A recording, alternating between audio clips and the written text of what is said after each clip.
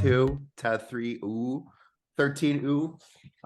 This is one of the I'm a big hip hop fan now. But I haven't always been. And I think around 2018, about 5 years ago, is when I started really getting into hip hop. And this was one of the first albums that I was like, okay, I get this. This is fucking fire. And I've listened to almost all of Denzel Curry's work since then. Um, and I think this is really the first album where he really came into his own. I think he was, sort of a little bit still SoundCloud for a while until this album. And he definitely did start out on SoundCloud. But since then, his career's blown up.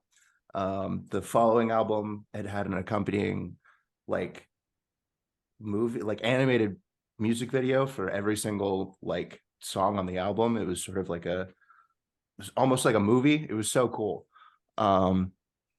But he's an incredibly outspoken person. He's somebody that I just listen to talk.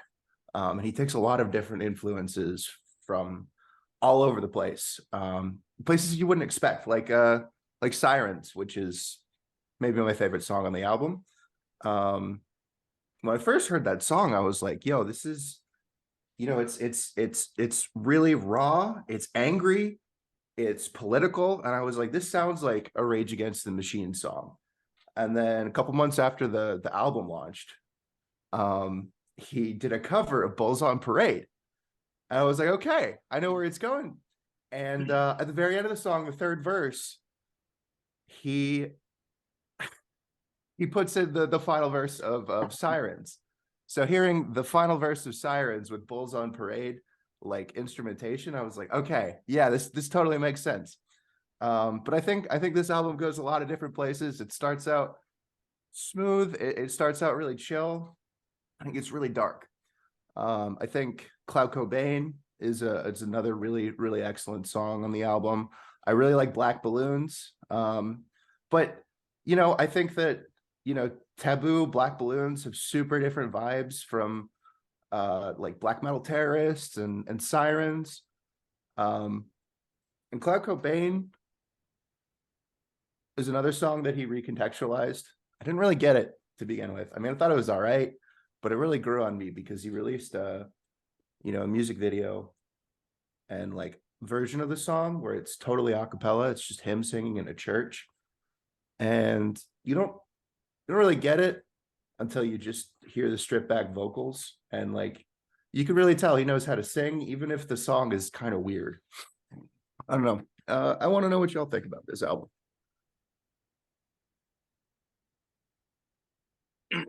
So I don't normally listen to hip hop at Okay. all. So I don't know how much I can This say. this is a known fact. Yeah, Yeah, you got a no, it's bunch of hip actually hop funny. I was experts listening here. to this album and I was going to Nick's Beer Garden to meet up with the guys after work yesterday. And I listened to this album. And I show up and I was like showing Luke something on my phone and I had this album playing. He's like, "You were listening to Denzel Curry?" And I was like, "Yeah, and I was like, You know me. a big hip hop guy. So that was kind of funny. What did Luke say to that? He was just like, "Oh," and I told him it was for the record club after that. But no, so we Reed chose this new album for the Okay. record club a couple times ago.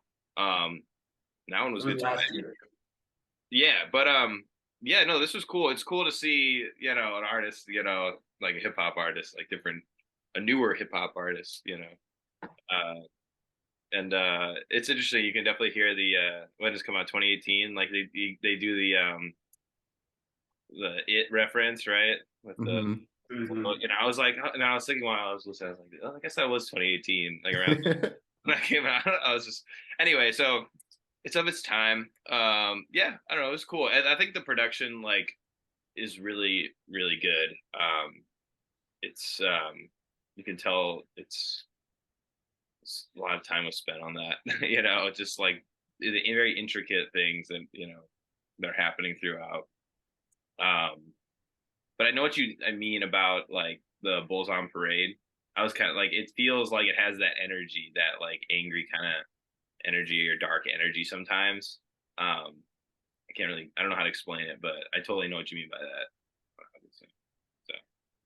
cool stuff. Yeah, this album for me, I remember when it first came out, and I remember that a lot of people were talking about Denzel Curry.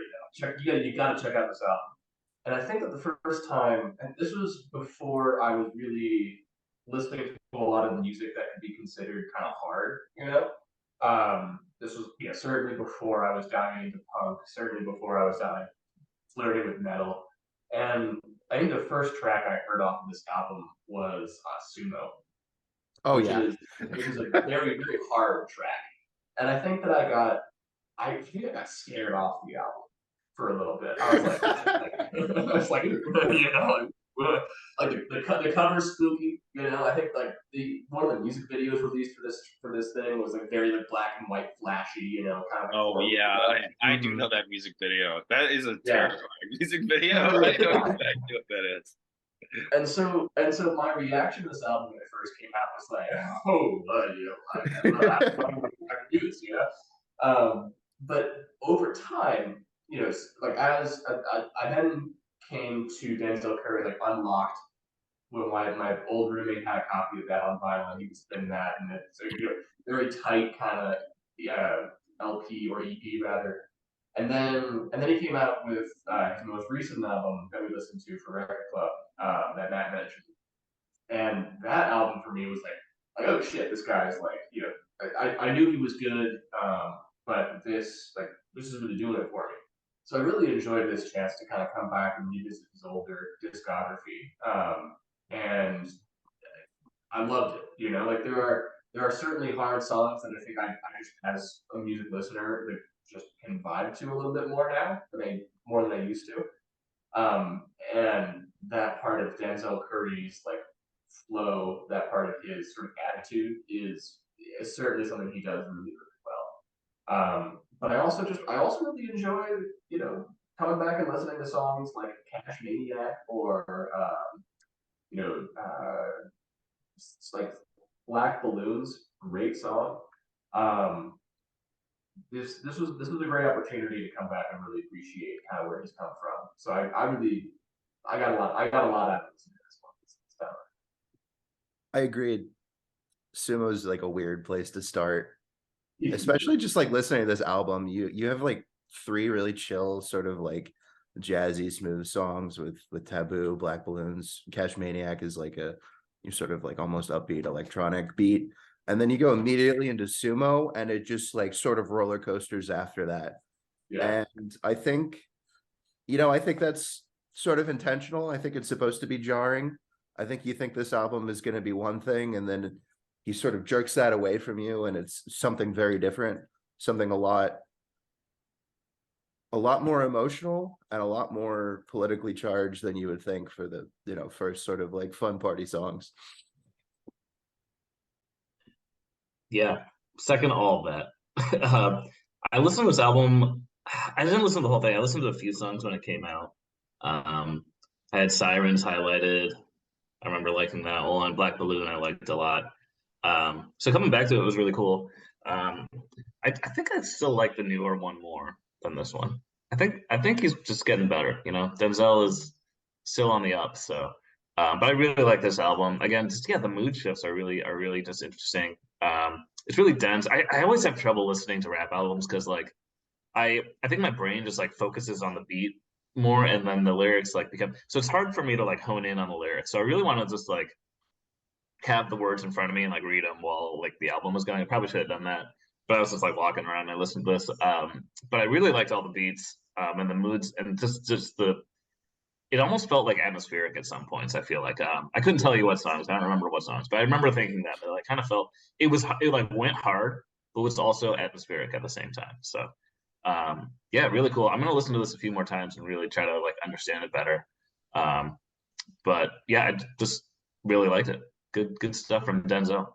Yeah, I feel like these rap albums, like a lot of it's a lot of lyrics, and I'm not. Yeah. I'm not really like a lyric person. As a music listener, like I don't like gravitate super like right away to lyrics. Mhm.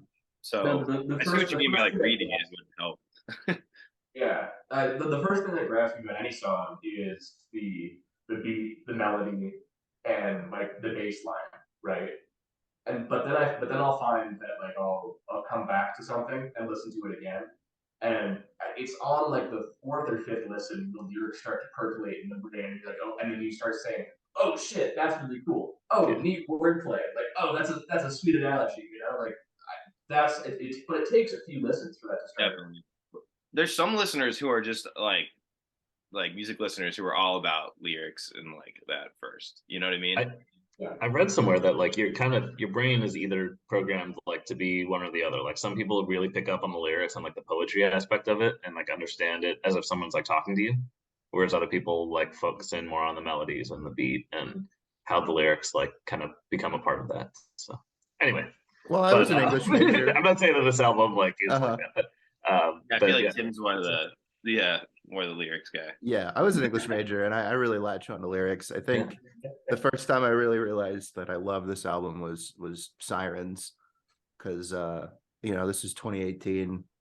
Trump was in the middle of his tyrantcy. People were fucking pissed off, and this song drops, and he's got bars like fucking president in abundance, president is a puppet, gotta hate it, gotta love it, pass the class, I rise above it, wise enough, advise the public, pistol bust, screaming fuck it, Donald Trump, Donald Duck, what the fuck's the difference? Like that hits so fucking hard for me. And yo, I don't know. Just like the cadence, right? Like the cadence of how those rhymes come out is just like it's something that Denzel Curry does incredibly well.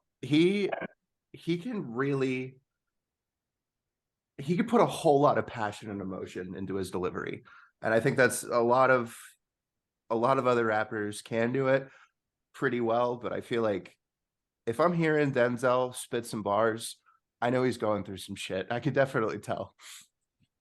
Mm-hmm. I think the guy who does that as well with everything else about is Jid. I love Jid. Yeah, that's like I'd say Jid, Anderson .Paak, and Denzel Curry are my three favorite hip hop artists at the moment, and I fucking love Jid. Yeah, I mean the Forever Story, which we talked about on that a few months ago, is like just all the different ways where like he inflects his voice or affects his voice to like put more impact into the delivery. Incredible, and something that Denzel does in spades as well on this album. Yeah, I love it. If you had to give it a rating, what would you give it? I'm a little bit nostalgic because this is one of my first favorite hip hop albums. But man, I think it's so good. I'm going to give it a 9.5. I definitely recommend you all listen to the Bulls on Parade cover. Yeah, that sounds really cool. Yeah, I definitely will. He does such a good job. I mean, it's definitely a different vibe, but like the emotion is still there in the cover, and it's like, I mean, I still like the original way more, but I could listen to this instead of the original and be satisfied.